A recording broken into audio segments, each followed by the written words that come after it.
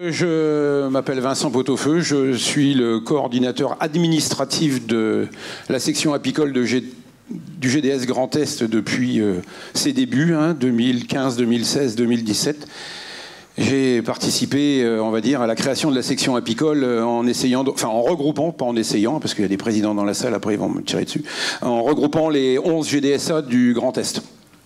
Et accessoirement, j'ai une longue carrière dans les GDS, mais côté bovin. Donc ce matin, je vais vous présenter, alors il n'y en a pas pour une heure, rassurez-vous, je vais vous présenter, c'est pas forcément la partie la plus intéressante, mais néanmoins, il faut de temps en temps remettre l'église au milieu du village, vous présenter l'organisation du sanitaire au niveau apicole et au niveau national, régional et dans certains cas départemental. Alors, il y a une vingtaine de slides.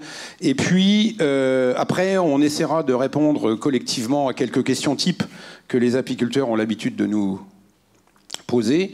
Et puis après, on laissera un long temps aux questions de la salle. Si on a les réponses, on vous répondra. Si on n'a pas les réponses, comme on est sérieux, on ne vous répondra pas. Par contre, on prendra note des questions et on mettra les réponses sur le site de l'Adage et le site du GDS Apicole pour que vous ayez les réponses à vos questions. Donc voilà. Alors, quand on parle de sanitaire, il y a... alors je vais parler du sanitaire officiel. Désolé, parce qu'il y a plein de gens qui tournent autour du sanitaire sans avoir de casquette, on va dire, officielle. Quand on parle de sanitaire officiel apicole, c'est à peu près la même organisation que dans tous les espèces de production de rente à destination de fourniture d'alimentation humaine. Que ce soit les bovins, les ovins, les caprins, les porcs, les volailles, les lapins, l'organisation est à peu près partout la même et l'organisation apicole ne diffère pas de l'organisation générale. Bien sûr, le maître d'œuvre de l'organisation sanitaire apicole, c'est le ministère de l'Agriculture. Toujours, tout passe par lui. Enfin, une bonne partie passe par lui. D'ailleurs, on remercie la DRAF qui nous aide à organiser cette réunion. Et donc, le ministère de l'Agriculture et plus particulièrement la Direction générale de l'alimentation, qui, comme son nom l'indique, s'occupe de tout ce qui est produit à destination de l'alimentation.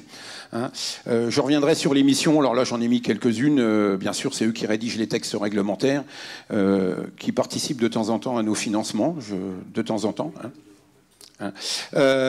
Et donc, bien sûr, la DGL, c'est la cheville ouvrière. J'en reparlerai tout à l'heure sur le fonctionnement du CNOPSAV. Alors, vous m'excuserez, mais dans le monde agricole et dans l'organisation, on parle beaucoup en acronymes. Je vais essayer, au fur et à mesure, de les citer. Si j'en oublie un, n'hésitez pas à m'interrompre. Donc, les représentants du ministère de l'Agriculture au niveau régional, c'est la DRAF. Et pour ce qui nous concerne, nous, dans la santé apicole, c'est le SRAL, le service régional de l'alimentation, qui est bien sûr aux ordres de la DGAL, mais qui a aussi quelques missions locales et qui est notre interlocuteur privilégié au niveau Grand Est, comme d'ailleurs dans toutes les régions. Eux, leur rôle, c'est plutôt la mise en application des textes, et puis aussi... j'en parlerai tout à l'heure également, de faire remonter au niveau national nos souhaits, nos demandes, nos propositions et éventuellement nos problèmes. Mais on n'a jamais de problème, donc tout va bien. Et puis, bien sûr, les petites mains de l'administration, même si quand on dit ça, ils ne sont pas très contents, ce sont les directions départementales. Alors, dans le temps, ça s'appelait les services vétérinaires. Après, ça s'est appelé de la cohésion sociale et de la protection de la population. Maintenant, c'est les DETSP. C'est encore plus compliqué. Ça change de nom tous les 4-5 ans. En tout état de cause, vous, en tant qu'apiculteur, le jour où vous avez besoin d'avoir un renseignement officiel ou de faire intervenir les services officiels suite à la découverte d'une maladie réglementée, c'est auprès de votre direction départementale que vous devez vous tourner. Donc, alors... voilà. Il y a rigoureusement la même chose au niveau des organismes à vocation sanitaire. Alors désolé, les noms ont changé en 2015. Grosso modo, c'est les GDSA, faut pas rêver. Sauf qu'officiellement, maintenant, on s'appelle organisme à vocation sanitaire agréé, normalement. Donc il y a bien sûr un niveau national, un niveau régional et un niveau départemental. Vous connaissez tous vos GDSA, donc je ne vais pas faire un long laïus là-dessus. Au niveau régional, Donc il y a eu la volonté de la part de la DGL, principalement en 2013-2014, de regrouper les GDS départementaux en GDS régionaux. Il y a quelques régions qui ont supprimé leur GDSA pour ne plus créer qu'un GDS régional. Il n'y en a pas beaucoup, ce n'est pas le cas du Grand Est. Dans le Grand Est, on a préféré créer une fédération des GDSA départementaux, hein, avec la petite particularité qu'on a 10 départements dans la région Grand Est, mais on a 10 GDSA plus une association sanitaire apicole, hein, donc on a 11 structures et non pas 10. De par cette organisation régionale, on est reconnu par l'État comme organisme à vocation sanitaire agréé. Alors, pour les apiculteurs, jusqu'à présent, ça n'a pas changé grand-chose comme organisation. Par contre, en termes de dépôt de dossier, en termes de demande de financement et en termes d'organisation, maintenant, tout est obligé de passer par le niveau régional. Et donc au niveau national, il y a l'AFNOSAT, que je pense tout le monde connaît, qui existe depuis plus de 40 ans, et puis, alors qui n'est pas reconnu au niveau de la DGL comme organisme à vocation sanitaire agréé, c'est GDS France, qui est reconnu au niveau du ministère de l'Agriculture comme étant l'organisme à vocation sanitaire multi-espèces, c'est-à-dire pour toutes les espèces, hein, et donc y compris pour les abeilles. Donc ça, c'est l'organisation des GDS. Et puis il y a bien sûr rigoureusement à peu près la même chose pour les ADA, sauf qu'il n'y a pas de structure départementale, c'est qu'une structure régionale Grand Est. Hein, voilà, ça n'empêche qu'il y a quand même du travail dans les départements de fait, hein, sinon Alexis va me tirer les oreilles. Et puis bien sûr qu'il y a sa structure nationale avec ADA France. Alors, vu, comme l'a dit Christophe tout à l'heure, la bonne ambiance technique qu'il y a maintenant entre les organisations agricoles, je présente l'ADA dans l'organisation. Petit détail qui ne change rien sur l'organisation pratico-pratique dans notre région et compagnie, les ADA ne sont pas à proprement parler une organisation à vocation sanitaire. C'est bien une organisation à vocation technique qui met en place des actions sanitaires. Ce n'est pas tout à fait la même chose dans le cadre des reconnaissances d'État. Pour nous, honnêtement, sur le terrain, ça ne change rien. Par contre, dans certains dossiers administratifs, il faut bien qu'on fasse la petite différence. Hein, mais enfin, concrètement, techniquement parlant, pour nous, ça ne change rien. Voilà. Ce n'est pas le cas dans toutes les régions. Hein, voilà. Et puis, il y a bien sûr l'organisation... non, j'en ai passé un, autant pour moi. Ils sont où les vétos là-dedans? Je les ai oubliés. Ah oui, voilà. Et puis, il y a les vétérinaires qui ont eux aussi... une reconnaissance par rapport au ministère de l'Agriculture. Alors, ça s'appelle OVVT, c'est l'organisme vétérinaire à vocation technique, hein, puisque nous, on ne s'occupe pas de syndicalisme ni de l'ordre des vétos. Hein. Donc, il y a un GTV régional dans chaque région. Hein. Il n'y a plus de structure départementale. Eux, ils ont supprimé leur structure départementale pour tout regrouper au niveau régional. Donc, il n'y a plus qu'un seul GTV régional pour le Grand Est. Et puis, bien sûr, donc il y a une commission apicole au niveau du GTV Grand Est. D'ailleurs, il y a au moins un veto dans la salle. J'ai vu, Luc, qu'il y en a peut-être d'autres, mais il y a au moins un veto dans la salle. Et puis tout à l'heure, Thibault, le responsable de la commission apicole du GTV Grand Est, interviendra tout à l'heure. Et puis il y a bien sûr rigoureusement la même chose au niveau national avec la Société nationale des GTV et principalement la commission apicole pour ce qui nous intéresse. Alors ça fait beaucoup de gens qui gravitent autour du sanitaire apicole, mais malheureusement c'est même pas fini, puisque tout ça est plus ou moins regroupé au niveau national dans ce qu'on appelle le CNOPSAV. Alors c'est le Comité national d'orientation de la politique sanitaire animal et végétal. Donc les abeilles, c'est plutôt dans le sens animal, hein, bien sûr. Hein. Alors, nous, on a l'habitude de dire c'est le Parlement du sanitaire.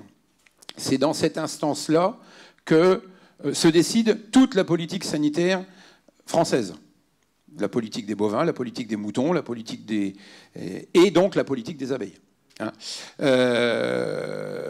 Bien sûr, c'est sous la présidence du ministère de l'Agriculture. Et chaque famille professionnelle, y compris les vétos, bien sûr, siège à ce Parlement du sanitaire qui est vraiment Alors, ça a été mis en place dans les années 2012, 2013, quelque chose comme ça, 2015 peut-être. Ouais, 2015. Hein. Et donc, Avant, il y avait une commission plus ou moins informelle au niveau du ministère qui servait de consultation des organismes professionnels. Maintenant, il y a une vraie commission nationale officielle et le ministère ne peut pas sortir de nouvelles réglementations ou de prendre de décisions sans avoir l'avis du CNOPSAV. Alors c'est 130, 140, 150 personnes. Rassurez-vous, ils ne se réunissent pas en session plénière souvent. Quand il y a un CROPSAV apicole, il n'y a que les familles apicoles qui sont invitées. Quand il y a un CROPSAV qui va parler des bovins, il n'y a que les familles bovines qui vont être invitées. Sinon, on passerait du temps à pas grand-chose. À perdre du temps, pardon. Et puis, par exemple, tout ce qui est directive européenne ou règlement européen, qui doit être traduit en droit français, et on est en plein dedans en ce moment avec la nouvelle LSA sur les modifications de textes réglementaires, doit passer par un avis du CROPSAV avant de pouvoir être traduit en droit français par le ministère de l'Agriculture et en particulier par la DGL. Donc il y a le Parlement sanitaire au niveau national, il y a rigoureusement la même chose au niveau régional. Ça s'appelle le CROPSAV, hein, c'est la même chose, comité régional. Hein. Là, c'est sous la présidence de la DRAF. Enfin, en réalité, c'est sous la présidence du préfet de région, mais qui délègue au directeur de la DRAF, bien sûr. Et donc là aussi, chaque famille professionnelle y siège. Donc il y a l'ADA, il y a les GDSA, il y a les GDS bovins, il y a les vétérinaires, il y a tout ça. Et où on a la possibilité, dans ce cadre-là, de défendre des dossiers régionaux, soit d'application régionale de textes nationaux, soit de propositions régionales à mettre en place que dans la région Grand Est. On l'a déjà fait au moins 3 fois. Parfois, on a eu l'accord de tout le monde. Parfois, on n'a pas eu l'accord. Mais bon, au moins, il faut présenter les dossiers. Et ce comité se réunit grosso modo environ 1 fois par an, 2 fois par an quand il y a des urgences. À titre d'exemple, le prochain, c'est le 14 novembre. Et vraisemblablement qu'il y aura un dossier apicole à présenter le 14 novembre dans le cadre du plan entre guillemets, national varois. Enfin, national, ou régional du moins. Voilà. L'application régionale du plan national. Voilà. Donc voilà. Donc voilà un petit peu l'organisation générale. Alors je sais que c'est assez immangeable pour le commun des mortels. Malheureusement, nous on baigne dedans tous les jours. Hein. Et c'est ce qui nous permet, ou qui nous contraint d'ailleurs de temps en temps, à ne pas faire ce qu'on a forcément envie de faire, mais ce qui nous permet aussi de temps en temps d'avoir des financements externes pour mettre en place des actions techniques. Hein. Donc là, je suis rentré un tout petit peu plus dans le détail des rôles de chacun, parce que c'est ce qui vous intéresse, le détail, hein, le reste n'étant que des généralités. Qui fait quoi de manière simplifiée? Parce que le rôle de la DGL dans la partie générale ou dans la partie apicole, on pourrait en raconter des heures et des heures. Puis je pense que dans la salle, il y a des gens bien mieux placés que moi pour en parler. Hein. Donc la DGL, c'est elle qui, entre guillemets, traduit les textes européens et décide de l'application obligatoire ou non obligatoire, volontaire ou non volontaire ou libre, de lutte contre les maladies apicoles. Hein. Bien sûr, elle s'occupe essentiellement et en majeure partie des maladies réglementées, ce qui est le cas, mais elle peut donner aussi un avis sur les maladies non réglementées. Exemple en ce moment, c'est elle qui est en train de classifier les maladies apicoles dans le cadre du nouveau règlement européen de la loi de santé animale de 2016. Les textes devaient être publiés en 2000. Je pense que ça sera plutôt pour printemps 2023, parce que pour l'instant, tout n'est encore pas complètement ficelé. Il y a encore des petits débats entre l'administration et les représentants professionnels. Hein. C'est bien sûr elle qui écrit et publie les arrêtés de lutte. Hein, voilà.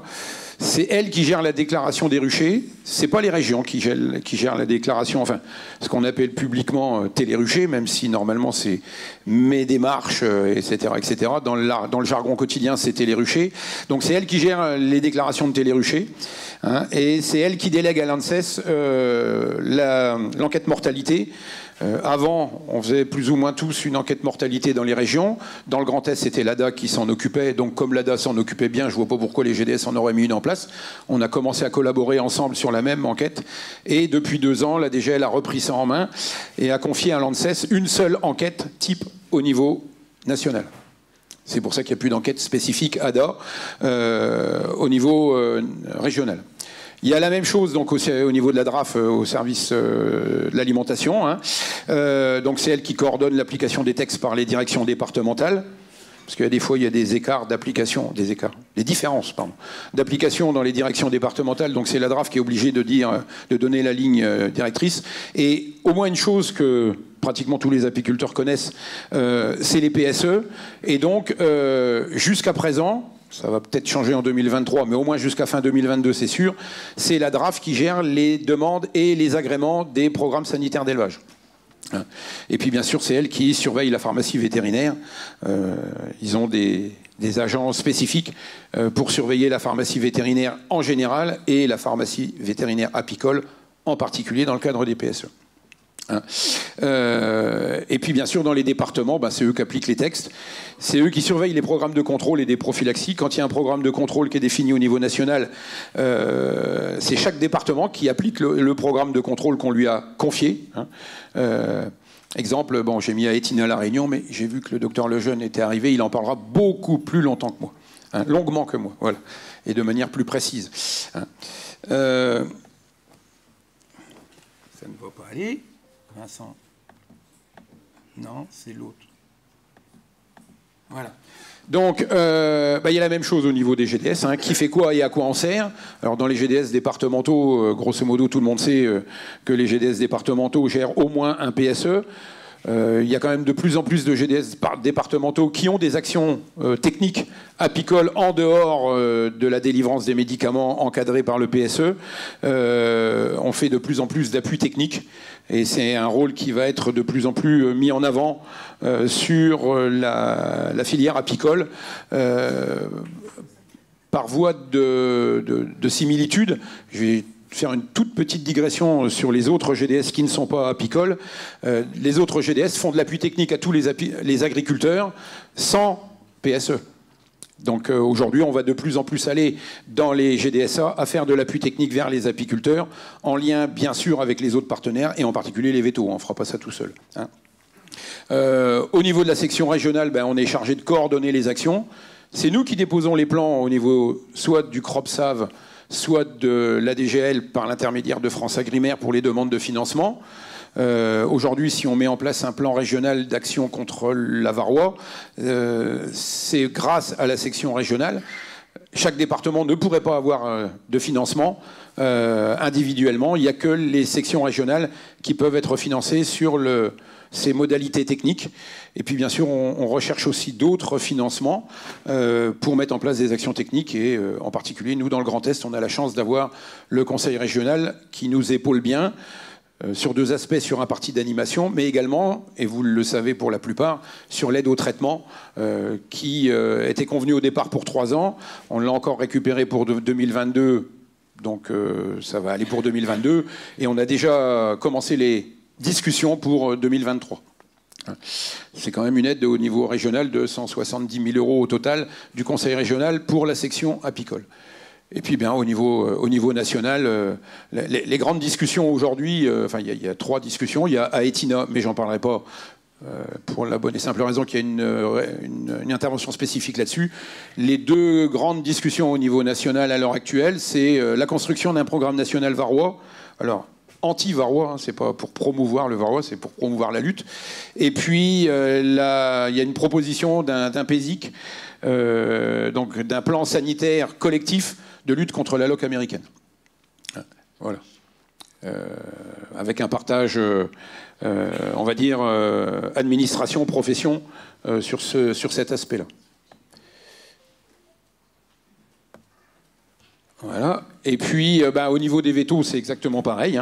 La même organisation. Donc, le vétérinaire apicole dans son département, mandaté par la direction départementale, ou non d'ailleurs, et puis les vétérinaires qui sont, entre guillemets, conventionnés dans le cadre du PSE, ou non. Donc, ils ont bien sûr leurs actions, avec de plus en plus dans les régions de vétérinaires qui se spécialisent en santé apicole. On doit une quinzaine de vétos, monsieur Lejeune, dans la grande région, qui ont une spécialisation apicole officielle ou non.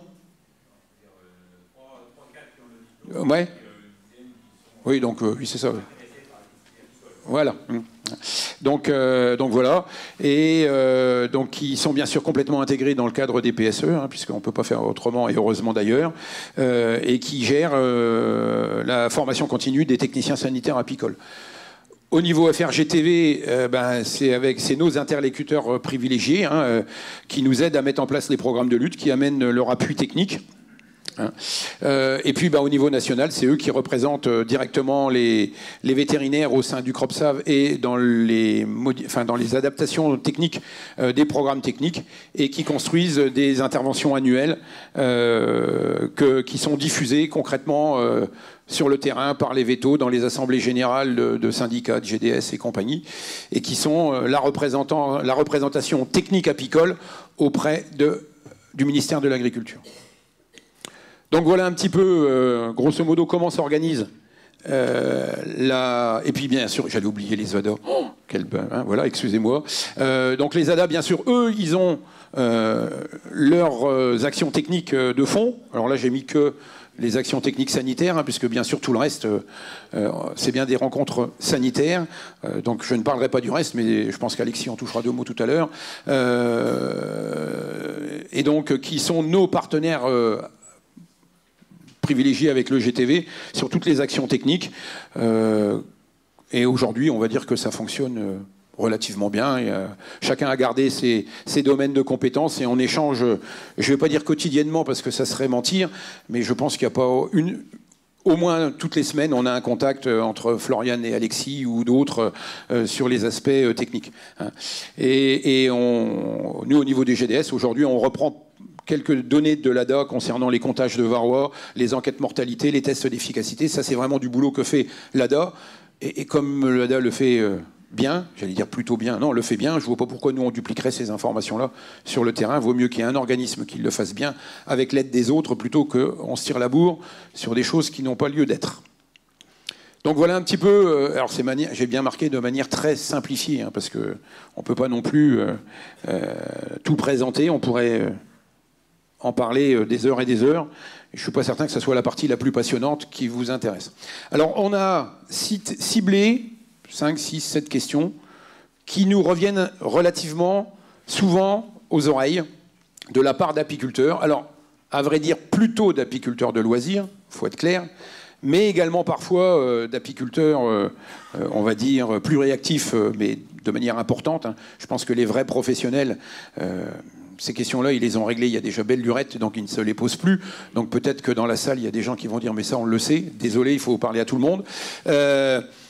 C'est en particulier... alors il y a 2 questions administratives sur le numéro de SIRET, puis sur la MSA. Alors ça, c'est la grande crainte des apiculteurs de loisirs. Donc on va y répondre, et puis après sur quelques questions techniques. Alors, pourquoi faut-il un numéro de SIRET? La réponse est relativement simple.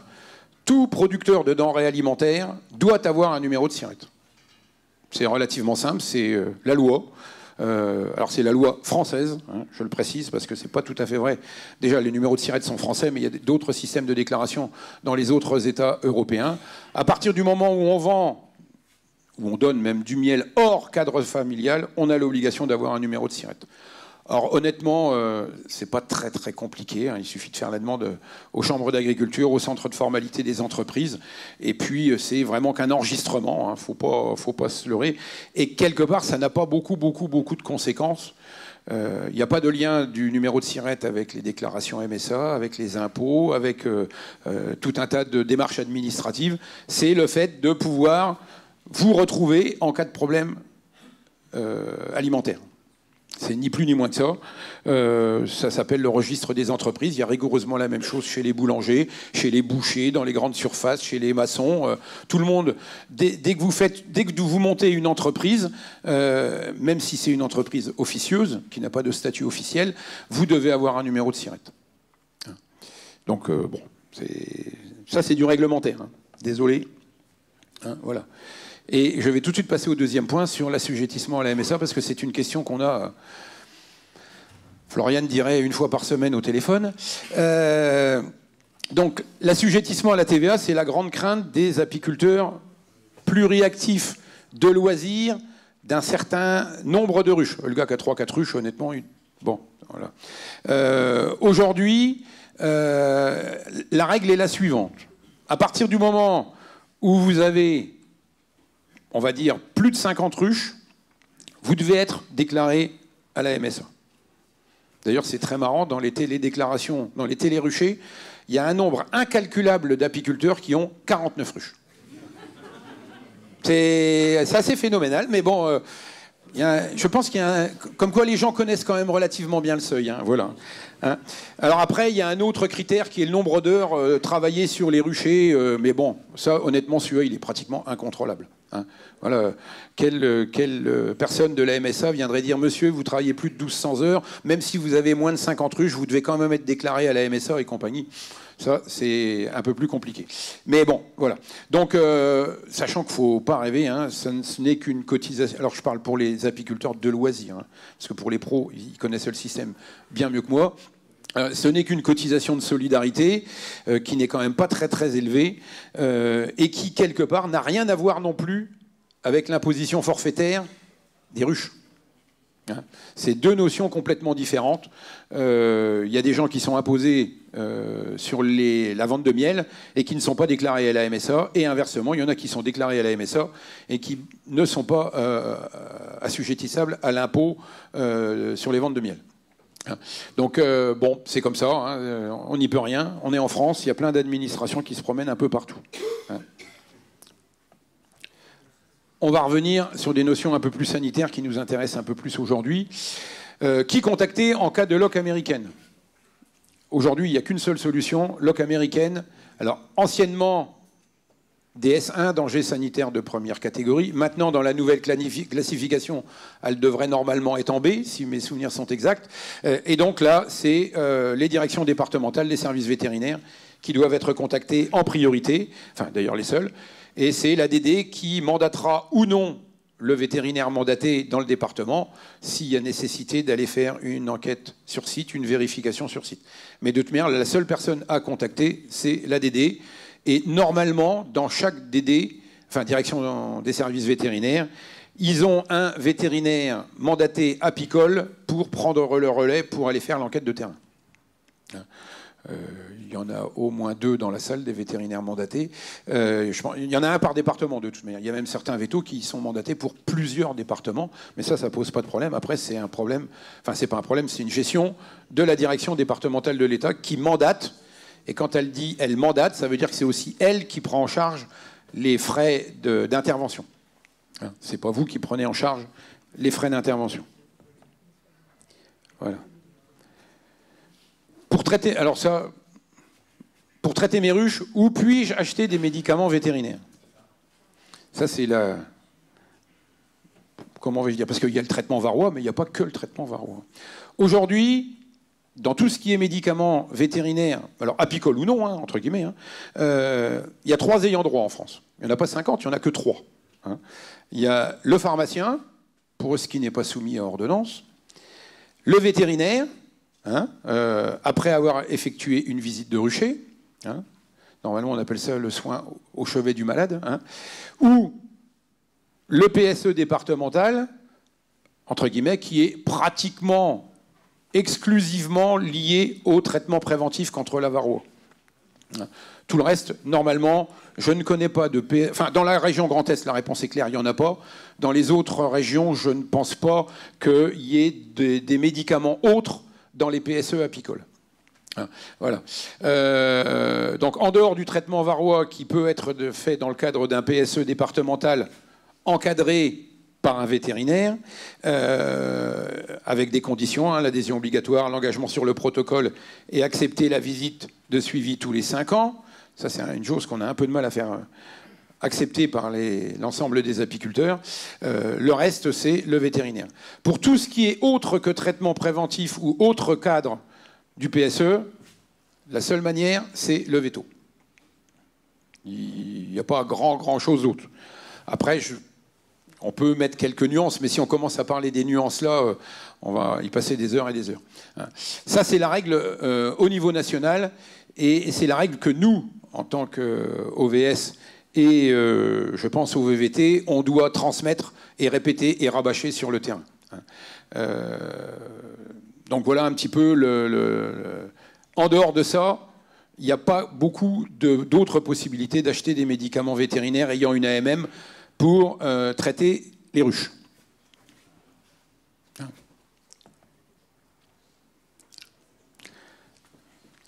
Une problématique qui arrive de plus en plus dans le Grand Est, alors les Champardonnais connaissent ça depuis bien avant nous, on est en plein dedans là en Lorraine, et puis je pense que les Alsaciens vont pas tarder à en avoir, malheureusement. Hein, la ligne bleue des Vosges n'arrivera pas à arrêter le frelon, et je pense qu'un de ces quatre, il va quand même réussir à passer par-dessus.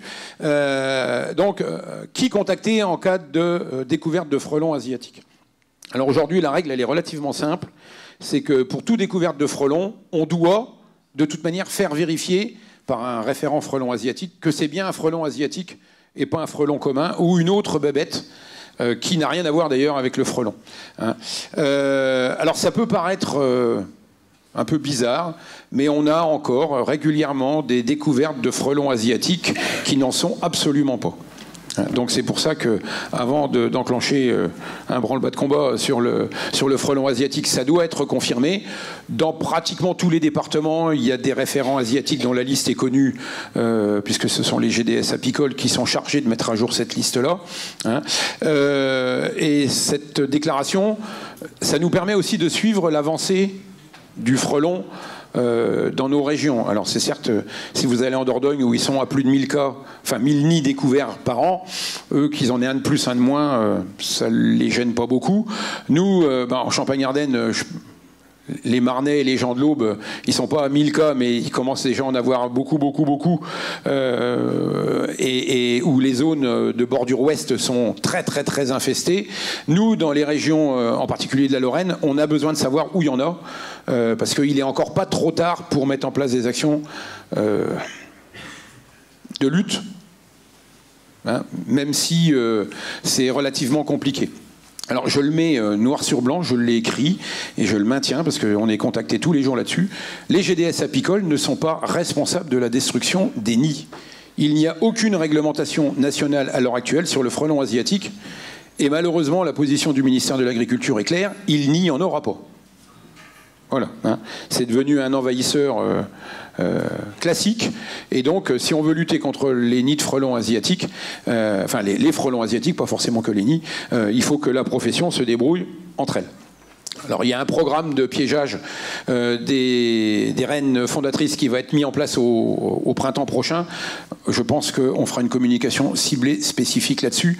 Il y a encore 2-3 petits trucs à caler et on fera ça d'ici le printemps l'année prochaine. Alors dans les départements, pour détruire les nids, honnêtement ça dépend des accords départementaux. C'est soit des entreprises privées, soit les pompiers, soit, dans certains cas, il y a des GDS agréés qui sont agréés pour détruire les nids. Mais ça dépend totalement des départements. Et il y a des départements où il n'y a rien du tout, hein, d'ailleurs. Chacun se débrouille à la petite semaine, quoi. Hein. Donc normalement, il devrait y avoir un programme de piégeage des fondatrices au printemps l'année prochaine. Dans le cadre de l'organisation sanitaire apicole, il y a aussi le dossier OMA. Alors, l'OMA, c'est l'Observatoire des mortalités massives des abeilles. Alors, à l'heure actuelle, c'est mis en place dans 3 régions françaises. La DGL, donc le ministère de l'Agriculture, a décidé de dupliquer le dossier OMA dans toutes les régions. Alors là, ce sont les vétérinaires qui vont gérer, enfin les GTV régionaux, c'est pas les GDS qui vont gérer ça. Mais rapidement, hein, dans le dossier OMA, il y aura un guichet unique de déclaration des mortalités massives, avec un numéro de téléphone unique au niveau régional, avec un guichet unique. Et selon on va dire l'événement expliqué au téléphone par le vétérinaire qui sera au bout de la ligne, il sera décidé ou non de faire une visite de terrain. Et selon les résultats de la visite de terrain, ça sera classé comme maladie réglementée ou mortalité massive aiguë ou autre trouble. Et donc là, c'est les vétérinaires qui décideront de la suite à donner sur le dossier OMA. C'est l'Observatoire des mortalités apicoles aiguës. Aiguës, c'est-à-dire plus de 20% des ruches. Voilà, sur un temps court de 15 jours, si mes souvenirs sont exacts. C'est 20% de mortalité des ruches sur un temps court. J'y reviendrai après, hein, sur les mortalités aiguës. C'est le transparent d'après, d'ailleurs. Exact. Hein, voilà. Donc voilà ce que ça veut dire. Donc ça, c'est un outil que souhaite mettre en place le ministère de l'Agriculture dans toutes les régions.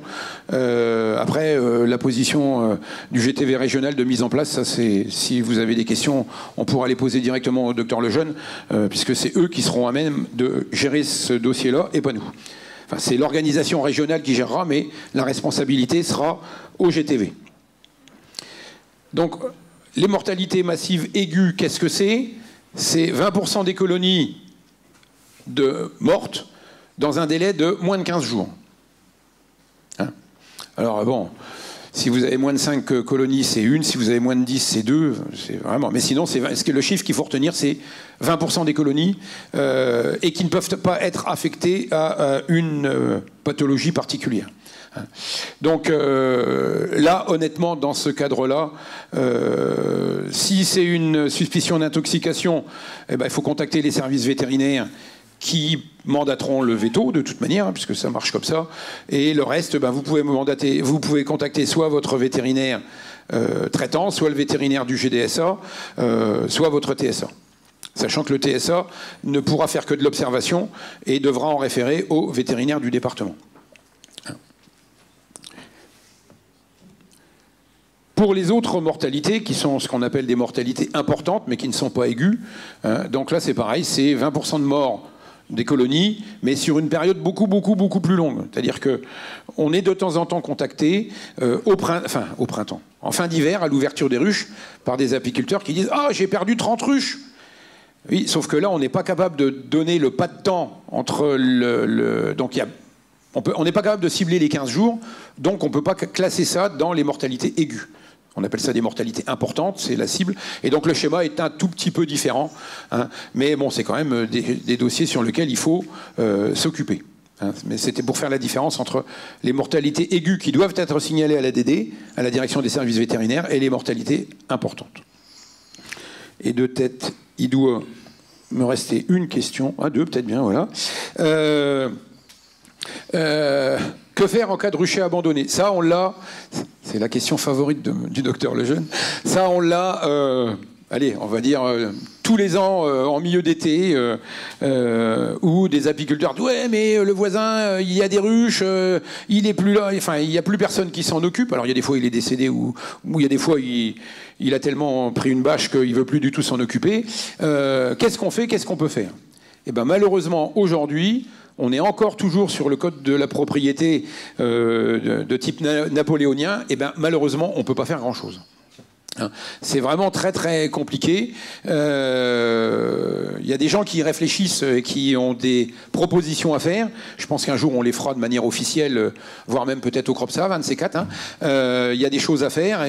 Mais aujourd'hui, s'il y a des nuisances avérées sur le domaine public, il n'y a que monsieur le maire de la commune qui peut éventuellement, s'il est motivé, avoir une action d'ordre public. Hein. C'est le... pourquoi j'ai mis seul avec un E, moi? C'est pas grave. Ah oui, la mairie, pardon. C'est la mairie, c'est pas monsieur le maire. A le pouvoir d'ordonner la destruction à l'apiculteur, si tant est qu'on le connaisse, hein, parce qu'en général, quand c'est des ruchers abandonnés, on ne connaît pas forcément l'apiculteur. Si c'est dans le domaine privé, eh ben, honnêtement, aujourd'hui, on n'a pas le droit d'intervenir. Ça ne veut pas dire qu'il ne faut pas essayer de voir avec le propriétaire du terrain s'il connaît l'apiculteur de bonne foi et compagnie. Il y en a qui, quand même, de bonne foi, acceptent d'enlever les ruches ou de les détruire. C'est malheureusement pas le cas partout. Hein. Et on en a un paquet de ruches abandonnées, des vides, mais ils ne sont pas toutes vides. Hein. Ils sont même parfois bien pleines. Hein. Voilà.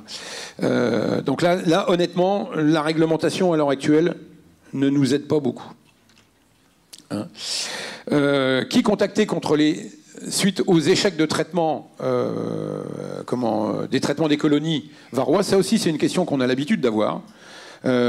Aujourd'hui, la varroise est une maladie de lutte volontaire. Alors, ça peut faire bondir certaines personnes. On aimerait bien que ça devienne systématique. J'aime pas trop le terme obligatoire, moi, mais bon, ça devienne systématique. Ce n'est pas la volonté du ministère de l'Agriculture. C'est même pire que ça, puisque la maladie de la varrose va descendre d'un cran dans la réglementation franco-française. Donc c'est une maladie qui, normalement, devrait être classée... Alors CDE, hein, c'est des classifications de maladies liées à la loi de santé animale européenne. Donc c'est une maladie à contrôle volontaire, avec restriction aux échanges et plan de surveillance. Donc contrôle volontaire, c'est chaque apiculteur qui se débrouille. Restriction aux échanges, il n'y a que quand vous vendez à l'extérieur de la France, vers un pays de l'Union européenne ou vers un pays tiers, que là, il y a une réglementation qui s'applique.